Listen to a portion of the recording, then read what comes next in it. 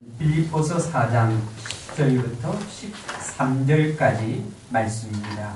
제가 한 절 읽고 여러분들이 한 절 읽고 그렇게 교독하겠습니다. 제가 먼저 10절 말씀 읽습니다. 내가 주 안에서 크게 기뻐함은 너희가 나를 생각하던 것이 이제 다시 싹이 나니니 너희가 또한 이를 위하여 생각은 하였으나 기회가 없었느니라. 내가 궁핍함으로 말하는 것이 아니니라. 어떠한 형편에든지 나는 자족하기를 배우노니 나는 비천에 처할 줄도 알고 풍부에 처할 줄도 알아.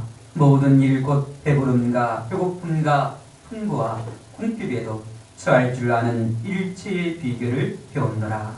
내게 능력 주시는 자 안에서 내가 모든 것을 할 수 있느니라. 아멘. 할렐루야. 하나님의 크신 은혜가 오늘 이 시간 우리 모두 위에 함께 하시기를 주의 이름으로 축원합니다. 우리 3일 만에 또 일주일 만에 오래간만에 뵙는 분들 계시는데요. 우리 앞뒤로 좌우로 주의 이름으로 환영합니다. 축복합니다. 그렇게 인사 나누겠습니다. 주의 이름으로 환영합니다. 주의 이름으로 축복합니다. 미국 뉴욕에 존 위크라는 억만장자가 있었습니다. 이 사람은요, 평생 독신으로 살면서 이 돈 모으는 재미에 빠져 살았던 사람입니다. 그런데 그가 주식을 잘못 투자해서 엄청난 손실을 입었습니다. 또 자기의 전 재산이 날아가는 그런 손실을 입게 되었습니다. 그래서요, 대체 이제 남은 돈이 얼마인가 그렇게 해서 은행 잔고를 조회해 보았더니 50만 달러 정도가 남아 있었습니다. 그리고 50만 달러면 우리 돈으로 5억이 넘는 돈입니다. 그런데요, 그는 50만 달러가 남았음에도 불구하고요, 돈을 다 잃어버렸다 하는 그런 생각으로 충격을 받아서 쓰러져서 죽고 말았습니다.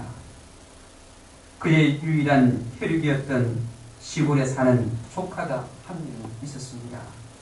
그런데 50만 달러는 이제 그에게 유일한 혈육이 조카였기 때문에 조카에게로 다 돌아가게 되었습니다. 그런데 너무나 가난하게 살았던 조카가 50만 달러를 상속받게 되었다는 소식을 듣고 심장마비를 일으켜서 죽고 말았습니다. 똑같은 50만 달러였는데 한 사람은 너무 적어서 충격을 받아 죽었고 한 사람은 너무 많아서 놀라 죽었다는 겁니다. 오늘 본문 말씀을 인용해서 이들의 상황을 표현한다면 삼촌은 비천에 처할 줄 몰랐고 조카는 풍부에 처할 줄을 몰랐다는 겁니다. 만약 그들이 평소에 자족하기를 배웠더라면, 모든 일에 일체의 비결을 배웠더라면 이와 같은 훌륭한 일은 겪지 않아도 되었을 겁니다. 오늘은 빌립보서 4장 10절부터 13절의 말씀을 통해 우리 모두가 그리스도 안에서 어떤 형편에든지 자족할 수 있고 또 모든 일에 일체의 비결을 배울 수 있는 그런 복된 시간이 되기를 주의 이름으로 축원합니다. 먼저 오늘 본문의 배경을 살펴보게 되면 빌립보서는 사도 바울이 로마 감옥에서 빌립보 교회의 성도들에게 쓴 편지입니다. 그래서 감옥에서 쓴 편지라고 해서 옥중서신이다 그렇게 말하기로 합니다. 그런데 이 빌립보서를 또 읽어보게 되면 기쁨과 감사의 고백으로 가득 차 있습니다. 그래서 어떤 학자들은요, 기쁨의 서신이라고 그렇게 말하기도 합니다. 그런데 바울은 이 빌립보서를 통해서 자신이 겪었던 일들을 간증하면서 행복의 비결은 감사라고 그렇게 말씀하고 있습니다. 그리고 본문 11절부터 12절에서는 내가 궁핍함으로 말하는 것이 아니라 어떠한 형편에든지 나는 자족하기를 배웠노니 나는 비천에 처할 줄도 알고 풍부에 처할 줄도 알아. 모든 일 곧 배부름과 배고픔과 풍부와 궁핍에도 처할 줄 아는 일체의 비결을 배웠노라. 그렇게 또한 말씀하고 있습니다. 바울은요, 여러 환경과 형편에 처해본 경험이 있었습니다. 그는 유대인이었지만 태어나면서부터 로마 시민권이 있을 정도로 상류계층이었고 또 부자였습니다. 그리고 당시 유대교 바리새파에 속해 있었을 뿐만 아니라 장래가 촉망되던 그런 젊은 종교 신자였습니다. 그런 그가 다메섹 도상에서 부활의 주님을 만난 후에 복음을 전하는 전도자가 되었고 세상 구석구석을 다니면서 예수님 때문에 가난과 궁핍도 경험하고 온갖 고초를 다 겪게 됩니다.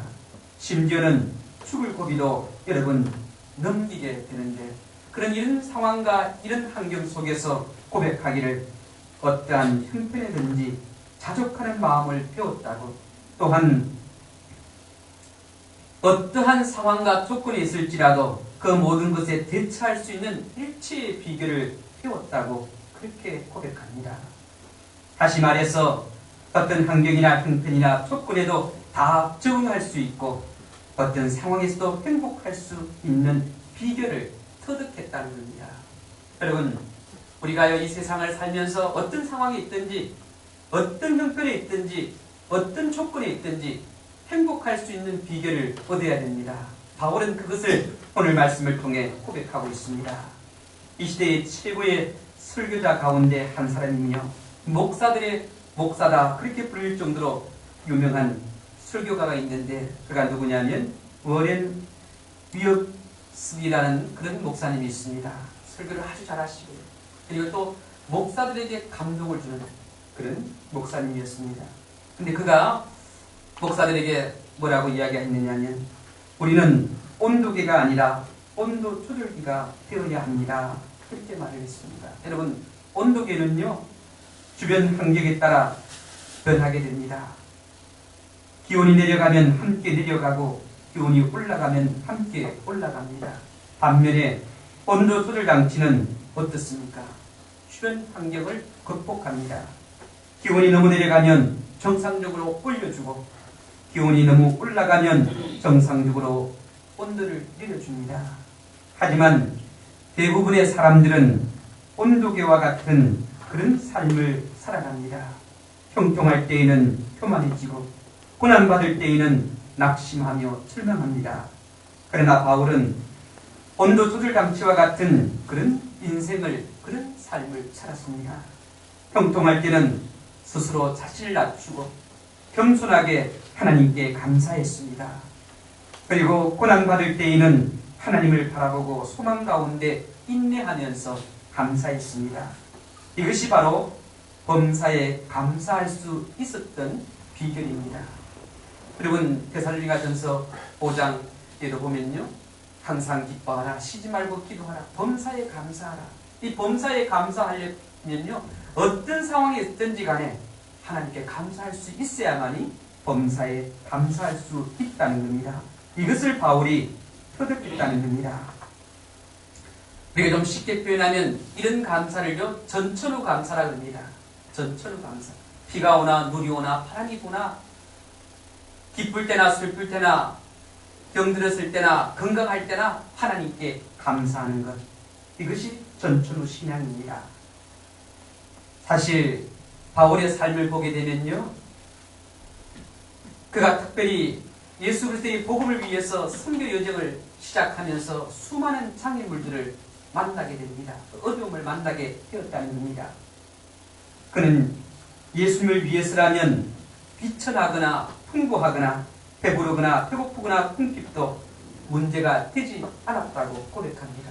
예수님을 위해서라면 어떤 환경에서도 적응했다는 거예요. 그리고 불평하며 원망하지 않았다는 겁니다. 심지어 죽음의 그 위협 앞에서도 그는 굴하지 않았다는 겁니다. 우리가 바울을 통해서 행복의 비결을 배우면서 여러분 일평생 동안 우리가 평생에 감사하려면, 평생 행복하려면 평생 감사하며 살아야 돼요. 우리가 한 가정에 살아가지만 남편에게, 아내에게, 자녀에게 여러분 얼마나 감사하며 살아가고 있습니까? 이 가정이요 누구에게든 감사하는 마음이 있으면 그 가정은 행복한 거예요. 그 가정이 어떻게 행복의 그 동아리 속에 있는 거예요. 그런데 우리는 한 가정에 살면서도 감사할 줄 모릅니다. 그러니까 행복의 비결을 잃어버리고 살아가고 있다는 겁니다. 바울이 복음을 위해서 수많은 고통과 고난을 겪지만 하나님께 감사함으로 그 모든 가정들을 이겨나가는 모습들을 보게 됩니다. 또 오늘 본문에서 바울은 두 가지의 중요한 말씀을 우리에게 합니다. 그 첫 번째가 11절에 보면 자족하기를 배웠다고 말합니다. 그리고 두 번째는 12절에 일체의 비결을 배웠다고 그렇게 말합니다. 자족하기와 그 모든 일들 가운데서 한결같은 마음을 얻을 수 있었던 비결이 무엇이냐? 근데 여러분, 배웠다 하는 것을요, 제가 헬라어로 찾아보니까 비밀을 터득하다 또는 습득하다, 전수받다 그런 의미가 담겨져 있더라고요. 바울이 어떤 상황에서도 적응할 수 있는 그런 비밀을요, 어떻게 터득했다는 거예요. 또 전수받았다는 거예요. 무엇으로부터 전수받았는가? 그 부분에 대해서는 제가 결론에 말씀을 드리려고 합니다. 그런데 여러분, 이런 비결은요, 이런 비결을 터득하는 것은 수양을 통해서 얻을 수 있는 것이 아니에요. 내가 돌을 닦고, 내가 정신 수양을 하고, 건강하게 살아간다고 해서 이런 비결을 얻게 되는 것이 아니라는 겁니다. 이런 비결은 우리가 하나님께 목적을 두고 하나님께 소망을 두었을 때 가능하다 하는 것을 바울이 또한 이 빌립보서를 통해서 그리고 오늘 본문을 통해서 우리에게 말씀하고 있다는 겁니다. 그러므로 자족과 일체의 비결을 배우는 것은 바로 축복의 통로다 하는 것을 우리가 기억해야 됩니다. 자족은요, 어떤 상황에든 지금 현재 또한 만족하는 것을 의미합니다. 사람은 누구나 다 만족과 행복을 원합니다. 그렇다면 이 만족과 행복은 어디로부터 오는가? 첫째는 내게 필요한 것을 얻었을 때, 내게 필요한 것들을 채워졌을 때 만족과 행복을 느끼게 됩니다. 여러분, 목이 너무너무 말라요. 갈급해요. 그때에 한 잔의 냉수가 갈급한 어떻게 우리의 육신을 만족을 주고 행복을 주잖아요. 이 물 한 잔 먹고도 얼마나 행복한지 몰라요. 물 한 잔 먹고도 얼마나 만족을 느끼는지 몰라요. 그리고 또 여러분, 며칠씩 굶어서 흙이 가운데 있습니다. 그런데 그 배고플 때에 한 끼의 식사가 얼마나 행복해요. 그 한 끼를 먹으면서 얼마나 만족합니까? 내 자신의 필요한 부분을 채울 때 그런 만족과 행복이 온다는 겁니다. 여러분, 잠도 마찬가지잖아요. 한잠을 잘 때 너무 피곤하고 지쳐서 제대로 자지 못하는 그런 상황에서 잠을 이룰 때 얼마나 우리의 삶 속에 만족과 행복을 느끼는지 모릅니다.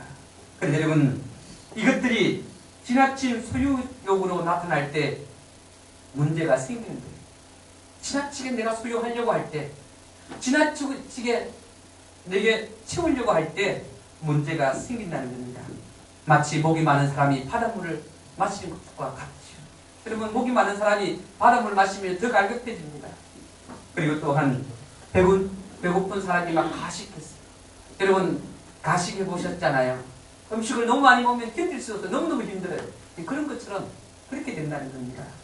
소유는 결코 우리에게 만족을 주지 못한다는 겁니다. 여러분, 사람이요, 얼마 정도를 가지면 만족하고 행복할까요? 대체 얼마를 가지면 만족하고 행복할까? 전도서 5장 10절 11절을 보게 되면 은을 사랑하는 자는 은으로 만족하지 아니하고 풍요를 사랑하는 자는 소득으로 만족하지 아니하나니 이것도 헛되도다. 재산이 많아지면 먹는 자들도 많아지나니 그 소유주들은 눈으로 보는 것 외에 무엇이 유익하랴. 이 말씀은 인간은 소유를 통해서 결코 만족할 수 없다는 겁니다.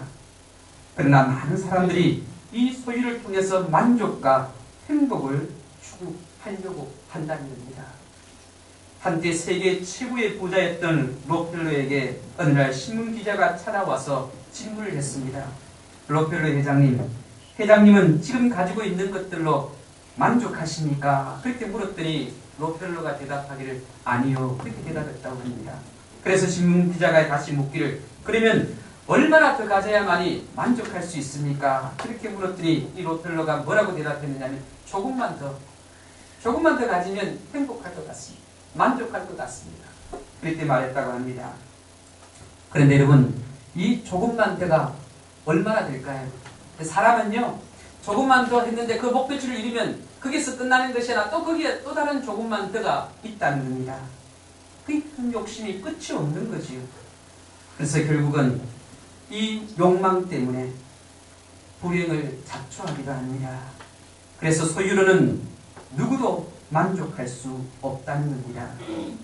전도서 1장 7절에 보니까요, 모든 강물은 다 바다로 흐르되 바다를 채우지 못하며, 또 8절에 보니까 모든 만물이 피곤하다는 것을 사람이 말로 다 할 수 없나니 눈은 보아도 족함이 없고 귀는 들어도 가득 차지 아니하는도다.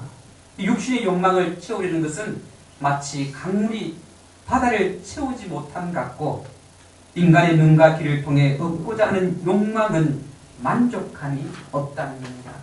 눈으로 보고 귀로 듣는 것에는 만족함이 없다는 거예요. 더 아름다운 것을 들으려고 하고 더 아름답고 멋진 것을 보려고 하고. 여러분, 우리 복음성 가운데 보면 사람을 보며 세상을 볼 때 만족함이 있다고 그랬어요? 없다고 그랬어요? 없어요. 근데 누구를 바라볼 때, 하나님을 바라볼 때 만족함이 있다는 겁니다. 그런데 우리는 우리에게 진정한 만족과 행복을 줄 수 있는 하나님을 바라보는 것이 아니라 세상을 자꾸 바라보는 거예요. 사람을 자꾸 바라보는 거예요. 그 사람을 통해서 만족을 얻으려고 하고 행복을 얻으려고 하고, 세상을 바라보면서 만족을 얻으려고 하고 행복을 얻으려고 하니까 어떻게 해요? 불행하다고 생각이 되어지는 겁니다. 두 번째로 보면 생각의 전환으로부터 오는 행복이 있습니다. 전에는 알지 못했는데 깨닫고 보니 감사하고 행복합니다. 환경은 예나 지금이나 변한 것이 없는데 생각을 바꾸고 보니 만족하고 행복한 경우가 많다는 겁니다. 너무 잠이 많은 아내 때문에 불평하던 남편이 있어요. 마누라가 너무 잠이 많아. 아침에 일찍 일어나서 밥을 차려줘야 하는데도 불구하고 아내가 아침 일찍 나서 밥을 차려주면 아이들이 학교 가고 남편이 출근하는데 남편보다 아이들보다 늦게 일어나는 거예요. 그래서 아이들과 남편이 밥을 먹고 출근하거나 학교 가는 날이 거의 없어요. 대부분 굶고 가는 거예요. 그런데 이웃에 사는 어느 부인이 불면증으로 인해 몸과 정신에 이상이 생겨서 병원으로 들려가는 것을 보았습니다. 이것을 본 남편이 뭐라고 이야기했느냐면, 불면증 때문에 몸과 정신이 이상해지는 것보다 잠이 많은 편이 차라리 낫지, 그렇게 하면서 감사했다. 그래도 우리 마누라가 그냥 잠이 많아서 감사합니다. 불면증이 생겨가지고 어떻게 해요? 정신적으로 이상이 생기면 그렇게 병원에 가면 그 얼마나 큰 고통이니. 이게 똑같은 환경임에도 불구하고 만족과 행복을 누린 사람이 있는가 하면 누리지 못하는 사람들이 있다는 겁니다. 여러분, 우리가 생각을 바꿔야 됩니다. 만족하고 행복하는 그런 마음을 우리가 또한 소유해야 한다는 겁니다. 세 번째는요, 헌신으로부터 오는 행복입니다. 내 자신만을 위해 살아가는 삶의 영역에서 벗어나서 이웃을 위해 봉사하는 삶, 섬기는 삶을 통해 얻게 되는 만족과 행복입니다. 디모데전서 6장 17절부터 19절에 보게 되면, 내가 이 세대에서 부한 자들을 명하여 마음을 높이지 말고 정함이 없는 재물로 소망을 두지 말고 오직 우리에게 모든 것을 후히 주사 누리게 하시는 하나님께 두며 선을 행하고 선한 사업을 많이 하고 나누어 주기를 좋아하며 너그러운 자가 되게 하라. 이것이 장래에 자기를 위하여 좋은 틀을 쌓아 참된 생명을 취하는 것입니다. 이 섬기는 것이 성도가 마땅히 행해야 할 일입니다. 하나님께서 우리에게 말씀하셨고 하나님께서 우리에게 요구하시는 거예요. 예수님께서도 이 세상에 오셔서 말씀하시기를 내가 섬기러 왔다고 그렇게 말씀하셨습니다. 그래서 예수님께서 마지막으로 제자들에게 보여주신 것이 무엇이냐면 제자들의 발을 씻기는 것이었습니다. 요한복음 13장 15절에 보면 내가 너희에게 행한 것 같이 너희도 행하게 하려 하여 본을 보였노라. 너희들도 이렇게 하도록 하기 위해서 예수님께서 직접 본을 우리에게 보여주셨다는 겁니다. 여러분, 오스트리아의 세계적인 정신의학 박사였던 애들러는요, 우울증으로 인해서 자기를 찾아오는 사람들에게 이런 처방을 내렸다고 합니다. 어떤 처방이었느냐면 당신 오늘부터 2주 동안 매일 남을 기쁘게 하기 위해서 무슨 일을 할까? 그것만 열심히 생각하고 생각하는 대로 실천해 보십시오. 2주일 동안만 이렇게 살면 당신의 병은 깨끗이 나을 것입니다. 그렇게 처방을 내니까 뭐 약을 주는 것이 아니라. 그런데 이 우울증 환자 가운데 이 처방을 받고요, 2주 동안에 남을 위해서 무엇을 할까 생각하고 그렇게 행동했던 사람들은 대부분 그 우울증이 나았다는 거예요.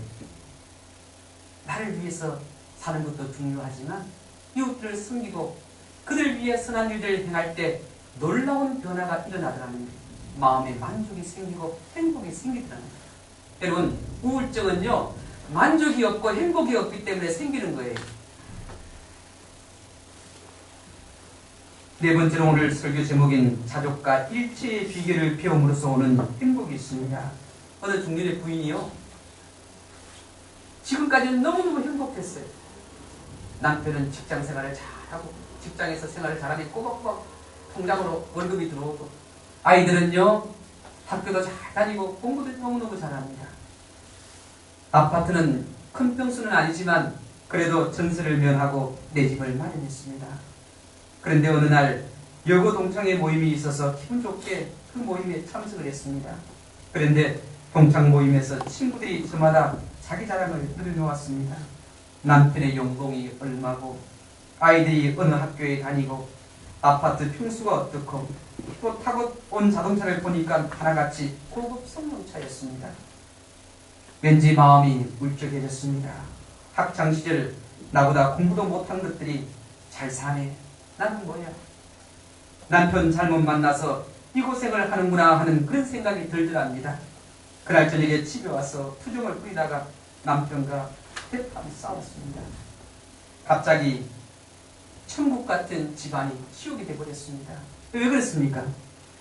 비교의식 때문에 그런 거예요. 이 비교를 하니까요, 행복이 없는 거예요. 인간의 욕심은 한도 없고 끝도 없습니다. 아무리 좋은 환경이 있을지라도 욕심을 조절하지 못하면 불평할 수밖에 없고 항상 불행하다고 그런 생각을 갖게 됩니다. 그리고 더욱더 어려운 일들이 생기게 되면 더 불평하고 낙심합니다. 방금 말씀드렸던 이 여인도요, 비교하지 않고 살았을 때는 얼마나 행복했는지 몰라요.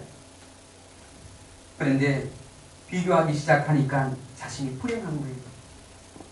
여러분, 절대로 비교하지 마시기 바랍니다. 다른 남편과 비교하지 마시고, 다른 아내와 비교하지 마시고, 다른 자녀들과 비교하지 마시고, 다른 부모와 비교하지 마시고, 지금에 주어진 남편, 아내, 자녀, 그 부모에 대해 감사하는 마음을 가질 때 만족과 행복이 오게 된다는 겁니다. 또한 자족과 일체의 비결은 제가 서두에도 말씀을 드렸지만 이 감사를 통해서 오게 되는데, 발명왕이었던 에디슨이요, 1914년 그의 나이 67세가 되는 해에 어떤 일을 겪게 되냐면 자신의 연구실에 불이 나게 됩니다. 하룻밤 사이에 평생 동안 연구해왔던 자료들이 잿더미가 되었습니다. 그래서요, 그 연구실에 손해를 입었던 것을 계산해 보니까 한 20억 정도 되더라고요. 근데 보상은 한 2천만 원밖에 받지 못했어요. 더욱더 안타까운 것은 연구의 자료들이 다 사라졌다는 겁니다. 그런데 에디슨은 잿더미가 된 자신의 연구실을 바라보면서 뭐라고 이야기했느냐면, 그래, 화재도 가치가 있지. 내 모든 실수가 다 타버렸으니까. 그러면서 그가 기도하기를, 하나님, 다시 시작할 수 있게 해주셔서 정말 감사합니다. 그렇게 감사의 기도를 드렸다는 거예요. 그 타버린 그 연구실을 바라보면서 하나님께 감사했다는 거예요. 근데 여러분, 화재가 일어나고 정확히 3주 후에 그는 추운기를 발명했습니다. 감사하는 그에게 하나님이 기적과 같은 축복을 주셨다는 겁니다. 여러분, 어떤 상황이 있든지 간에 정말 우리가 하나님께 감사할 수 있는 믿음만 있다면 하나님께서 새롭게 놀라운 역사를 이루어 가신다는 거예요. 어떤 상황에서도 자족하는 마음과 자세는 매사에 희망을 갖게 합니다. 어려운 일이 있어도 그 어려움을 이길 수 있다는 믿음을 갖고 내일을 소망하며 사는 자세가 바로 우리에게 필요하다는 겁니다. 그래서 감사하는 사람은 항상 좋은 것을 보고 장점을 봅니다. 반면에 불평하는 사람은 항상 나쁜 것을 보고 또 먼저 단점을 본다는 겁니다. 그런데 여기에서 인간의 성공과 실패, 행복과 불행이 결정된다는 겁니다. 인간의 성공과 행복은 감사하는 마음에서부터 시작된다는 것을 꼭 기억하시길 바랍니다. 안 되더라도 여러분 감사해 보세요. 또한 감사합니다. 또한 자족과 일체의 비결은 아멘을 통해서 또한 배울 수가 있습니다. 이 아멘은요, 쉽게 표현하면 예라는 뜻이에요. 긍정적인 마음을 갖는 것이요. 현대인은 크게 두 부류로 나눌 수 있죠. 예하는 사람과 아니요 하는 사람. 근데 여러분, 예하는 사람은 긍정적인 사람으로 볼 수가 있고, 아니요 하는 사람은 부정적인 사람으로 우리가 또한 나눌 수 있습니다. 이 아니요 하는 사람은 언제 어디서나 아니요라는 조건을 찾기 마련이고, 이해하는 사람은 언제나 이해할 수 있는 조건을 찾습니다. 생활 속에서도 보면요, 부정적인 사람은 매사에 할 수 없다고 비판합니다. 비판해요. 안 된다. 그런데 언제나 이해하는 사람은요, 할 수 있다 하는 생각을 갖고 얘만 찾아 나가는 거예요. 할 수 있다는 거예요. 어떻게 할 수 있을까? 거기에 또 집중하게 된다는 거지. 사람은요, 닮아가는데 부정적인 사람과 같이 어울리면 나도 자꾸 부정적인 사람이 돼요. 그래서 긍정적인 사람, 신앙생활도 예스맨과 함께 믿음의 생활을 나갈 때 하나님 앞에 늘 항상 예스 할 수 있는 거예요. 아멘 할 수 있는 거죠. 그러므로 우리 모두가 아멘의 사람이 되어야 합니다. 모든 신앙생활에 있어서 하나님이 우리에게 말씀하시면 아멘으로 화답하며 그 말씀에 순종할 수 있는 믿음의 삶을 살아가야 된다는 겁니다. 하나님은 하나님의 말씀에 대해 부정적이고 할 수 없어 그렇게 하는 사람에게 복의 역사를 이루어주시는 것이 아니라 하나님 앞에 아멘으로 순종하면서 하나님을 바라보는 사람들에게 기적을 허락하시고 하나님의 은혜를 우리에게 더해 주신다는 겁니다. 그래서 보면요, 복 받는 사람이 믿음의 생활을 잘하고 하나님의 말씀대로 순종하는 사람이 복을 받게 되어져 있어요. 그 때가 늦고 빠름에 있을 뿐이지 사람의 몸도 하나님이 만드셨기 때문에 참으로 신비롭습니다. 마음가짐에 따라 전혀 다른 호르몬이 우리 몸 안에 생성이 되는데요, 분노와 불만과 부정과 불안과 공포를 느끼게 되면 몸을 해치는 아드레날린이 어떻게 우리 몸에서 형성이 돼요. 그래서 병들이 막 생겨나는 거죠. 암병들이 생기게 나게 되고. 그런데 웃고 기뻐하고 감사하고 매사 긍정적인 사고를 갖게 되면요, 우리 몸에서 엔돌핀이 형성이 돼요. 행복 호르몬이 형성이 된다는 거예요.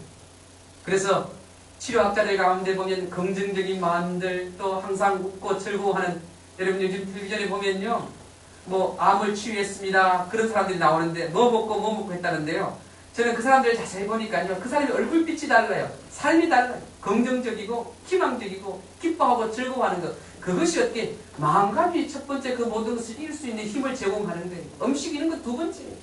여러분, 내 마음이 불편하고 내 마음이 힘들고 괴로운데 아무리 좋은 음식 먹어봐요, 내 마음이 받아들이지 않는다는 거죠.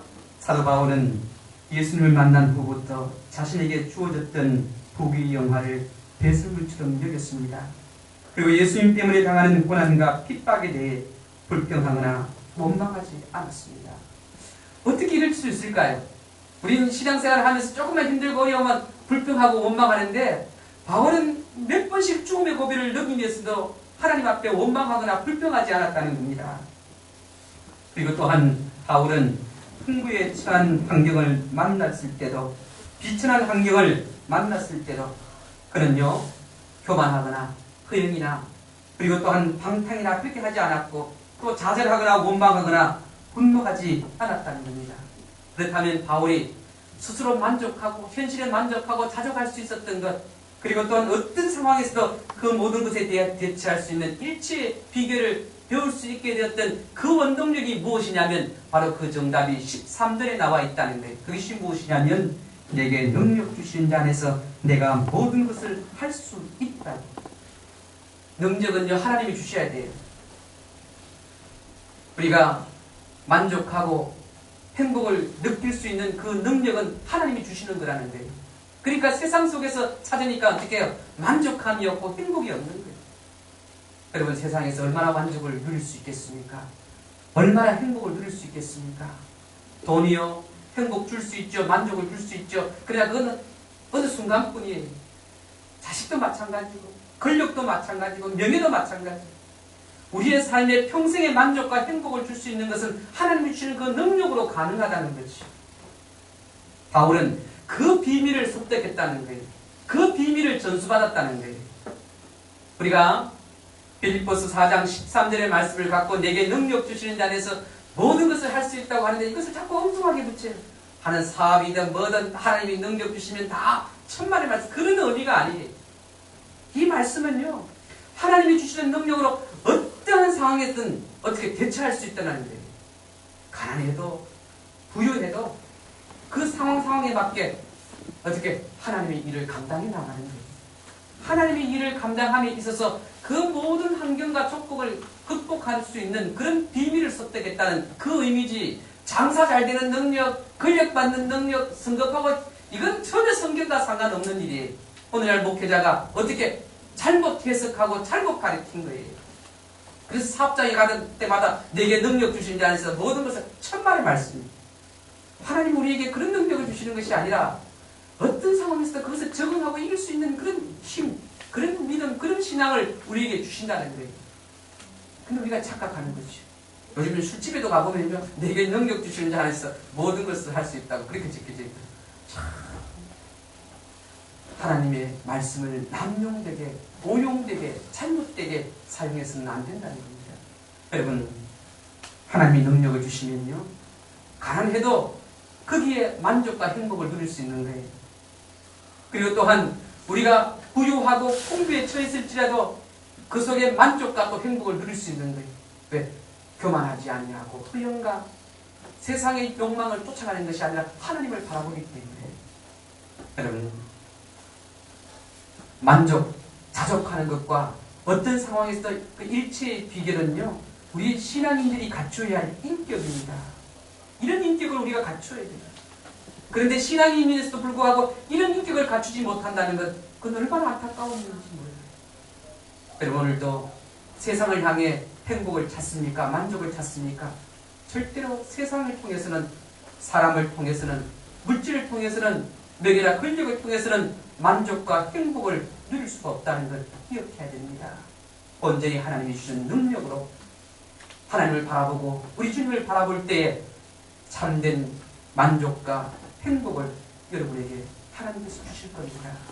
그런 만족과 행복을 누리며 살아가는 복된 성도들이 되시길 주의 이름으로 축원합니다. 기도하겠습니다.